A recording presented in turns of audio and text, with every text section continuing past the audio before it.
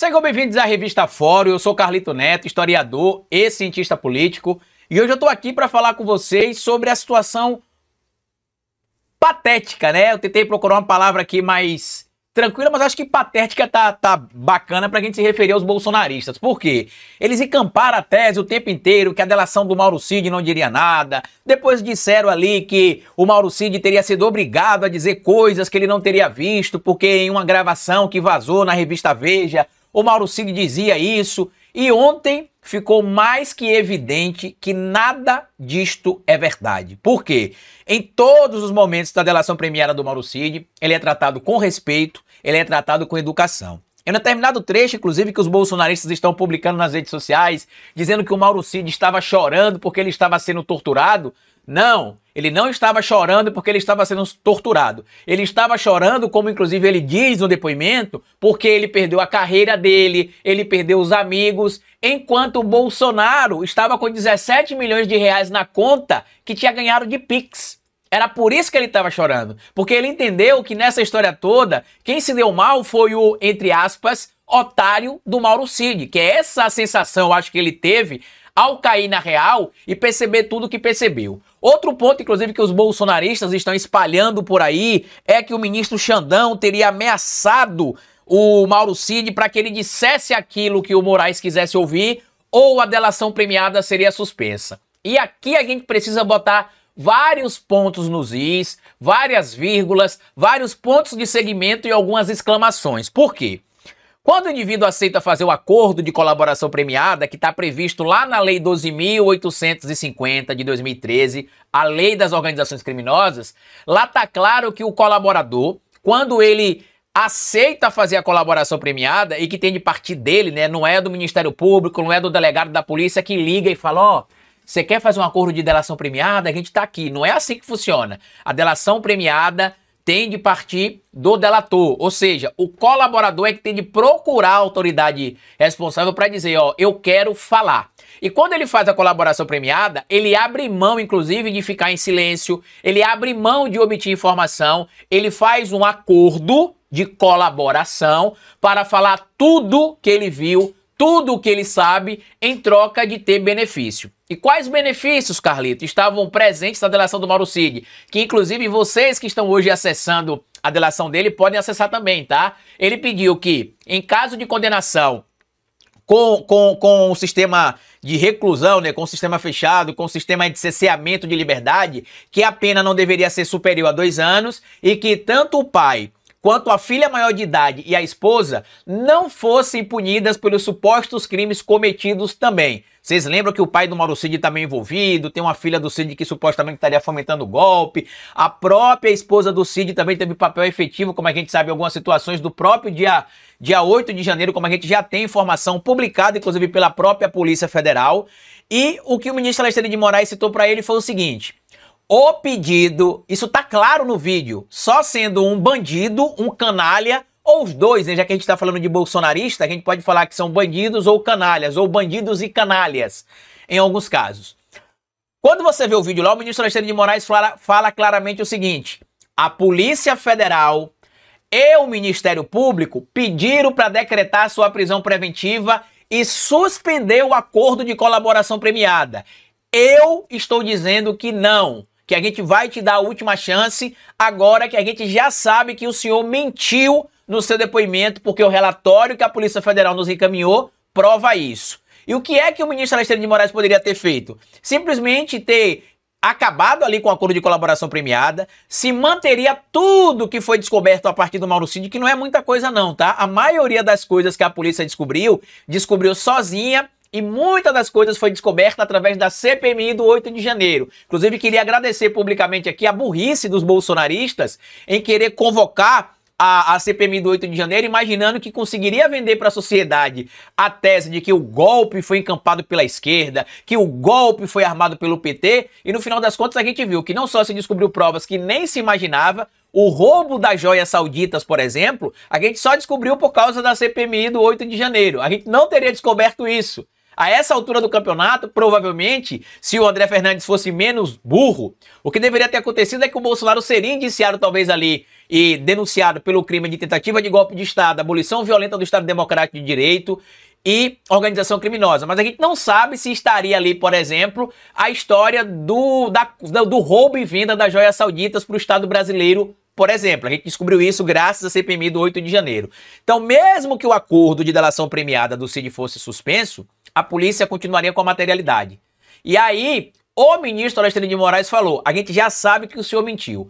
Se a polícia e o ministro Alexandre de Moraes quisesse que o Cid falasse o que a polícia e a justiça quisessem ouvir, o que é que eles diriam? Ó, a gente já sabe que você mentiu nesse ponto e nesse ponto. E o que foi que o ministro Alexandre de Moraes fala ali? Nós sabemos que você mentiu. A Polícia Federal descobriu no relatório que você mentiu ou omitiu informação. E queria deixar claro para você, e estou avisando de agora, que esta é a última chance que você tem de arcar com o acordo que você assinou. Lembre, um delator não tem o direito de ficar calado.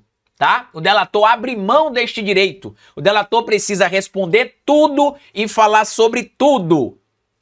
Dito isto, vamos entender outro ponto importante que eu vi pouca gente da mídia falando. Eu acho que só o meu canal no YouTube, o Historiador, e aqui na revista Fora, a gente citou, né, que um repórter da CNN Brasil, o senhor Leandro Magalhães, que foi indicado, segundo informações que eu tenho de bastidores, para trabalhar na CNN Brasil a pedido do Bolsonaro, tanto que ele é citado no interior lá da emissora até hoje, como sendo um intocável, e ele é aquele cara que divulgou aquele vídeo exclusivo que mostrava o G. Dias no 8 de janeiro lá no Palácio do Planalto, mas borrava o rosto dos militares do GSI que eram ligados ao general Augusto Heleno. Depois a Dani Lima, né, acabou mostrando a íntegra de tudo, desconstruiu a narrativa do Leandro Magalhães, e em uma entrevista que foi conseguida, inclusive, ainda em 2022, para um veículo aqui do Nordeste, né, não vou dizer qual que é o veículo, mas tem a ver com o Nordeste, o nome inclusive, um colega do Leandro Magalhães, ao entrevistar o Bolsonaro, fala: o Leandro Magalhães, o seu pupilo, já trabalhou aqui com a gente. Certo?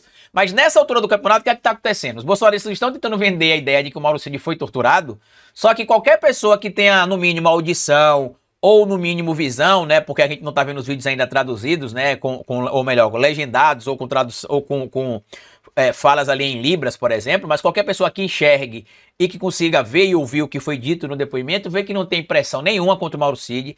O momento que ele passa mal é porque ele descumpriu a colaboração premiada e teve a sua prisão preventiva decretada pela segunda vez. Se fosse em outros tempos, por exemplo, o que teria acontecido é que o Mauro Cid estaria preso e não sairia mais e ainda teria a sua delação premiada revogada, porque ele teria descumprido o acordo. A sorte dele foi a parcimônia do ministro Alexandre de Moraes, que antes de cumprir, de acatar o pedido da Procuradoria-Geral da República e da Polícia Federal, que era de suspender o acordo de colaboração premiada e, em consequência, suspender os benefícios e, inclusive, mandar o Mauro Cid para a prisão, ele estaria ferrado. Era isso que teria acontecido. Toda a narrativa encampada dos bolsonaristas que ele foi torturado, que ele foi ameaçado, caiu por terra. Os vídeos são claros. Aquele áudio também que vazou na revista Veja no ano passado, foi no ano passado, que ele disse que não adiantava ele falar, que a narrativa já estava pronta, porque as pessoas não queriam que ele falasse coisas, ele queria que ele falasse coisas que ele não viu, e ele dizia isso e era pressionado. Não tem nada disso nos depoimentos. Nos depoimentos ele foi acompanhado pelos dois advogados, em alguns momentos em até mais de dois, pelo membro do Ministério Público, por um representante da Polícia Federal. Ele não foi interrogado sozinho, como aconteceu na Lava Jato, ele não teve de assinar um acordo de colaboração premiada, pronto, como aconteceu na Lava Jato, e eu digo isso porque eu entrevistei uma pessoa, eu tenho mais de 3 horas de entrevista com uma pessoa que diz: um indivíduo lá da Força Tarefa da Lava Jato de Curitiba me indicou o advogado, que era irmão, inclusive, de uma pessoa influente na operação, e que quando ele chegou lá, a delação já estava pronta e ele só precisou assinar. E que, inclusive, ele teria até questionado como é que ele iria assinar uma delação se ele nem sabia o que estava escrito na delação. E que foi recomendado que ele assinasse. Um dia eu vou soltar essa entrevista. Eu estou aguardando o momento certo para a gente soltar ela. Tá? O indivíduo que foi preso, acusado de ter cometido um crime que ele alega que não cometeu.